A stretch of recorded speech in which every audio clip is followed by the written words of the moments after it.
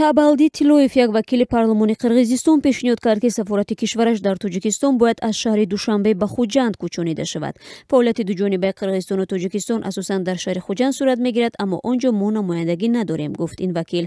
Тилоев ҳамзамон пешниҳод кард, ки фаъолияти сафоратҳои Қирғизистон дар парлумон муҳокима гардад. Дар маҷмӯъ мо дар хорич 38 намояндагии дипломатӣ дорем, вале натиҷаи фаъолияти онҳоро эҳсос намекунем. Мешавад моҳи феврал ин масъаларо дар парлумон ба муҳокима гузорем ва вазири корҳои хориҷӣ дар мавриди ҳар кадом сафорат гузориш диҳад. Давлат миллионҳо сомро барои фаъолияти онҳо харҷ мекунад. Ба назари ман кормандони бархе аз сафоратхонаҳо маош мехӯранду хушҳоланд, ки дар чунин мақоми фаъолият доранд.